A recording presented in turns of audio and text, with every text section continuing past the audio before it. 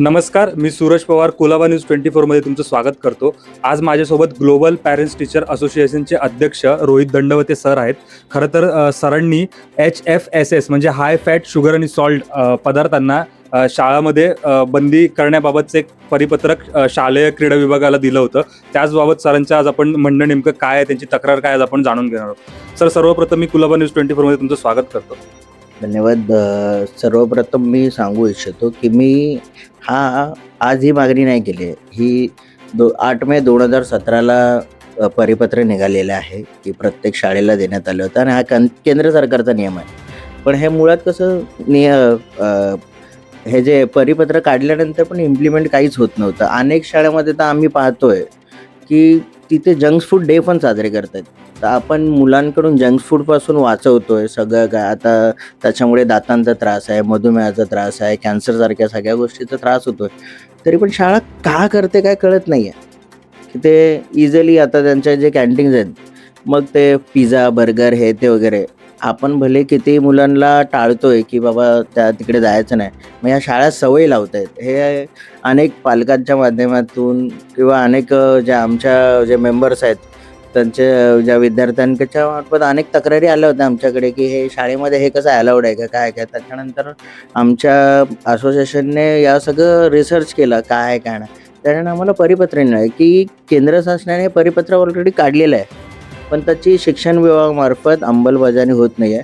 त्या व्यतिरिक्त म्हणजे अजून एक सांगू धक्कादायक म्हणजे की अनेक शाळा त्या जंक फूड डे पण साजरे करायला लागले. म्हणजे काय कळतच नाही आहे. कसं आहे, तुम्ही खेळांचे डे साजरे करा वगैरे, जंक फूड डे काय आहे?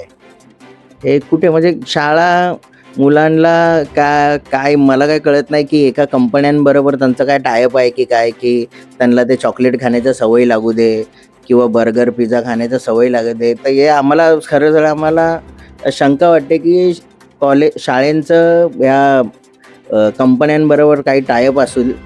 त्यामुळे ते विद्यार्थ्यांना सवय लावत आहेत आणि जर भविष्यात जर हे विद्यार्थी जर आजारी पडत झालेत, जे कमकुवत होत जातील, मग त्याला जबाबदार शाळा प्रशासन असेल आणि एज्युकेशन डिपार्टमेंट असेल. जर या एज्युकेशन डिपार्टमेंटने जर व्यवस्थितपणे वेळोवेळी जर पाहिलं, कारण मला नेहमीच का असं वाटतं की तक्रार झाल्यानंतरच ते ॲक्शन मोडवरती आता उदाहरणार्थ आता हे चेंबूरमध्ये जी घटना झाली, स्कूल व्हॅनवरती झाड पडलं. झाड पडल्यानंतर मग त्या सुरक्षेच्या दृष्टिकोनातून मग ते स्कूल व्हॅन बरोबर आहे का? मग ते झाडं पडतायत ते काय कंप्लेंट केली की नाही, काय काय नाही. हे प्रत्येक वेळी एखाद्याची मरायचीच का वाट बघते? प्रशासनाने पण जागा व्हावं, तर एवढीच सदिच्छा आहे. आणि पालकांनी पण शाळेला जाब विचारावा. तुमचा हक्क आहे, तुम्ही फीस देतायत आणि ह्या असल्या जंक फूडपासून आपल्या मुलांना वाचवावं ही विनंती करतो. सर, तुमच्या असोसिएशनच्या माध्यमातून तुम्ही अजून काय पावलं उचलताय हे सगळं थांबवण्यासाठी? अनेक आम्ही आता तर एज्युकेशन डिपार्टमेंटला पत्रव्यवहार केलेला आहे. जर त्यांचं महिन्याभरात जर काही नाही आलं, तर आम्ही ॲक्शन मोडवरती प्रत्येक शाळेमध्ये आम्ही स्वतः सरप्राईज व्हिजिट करू.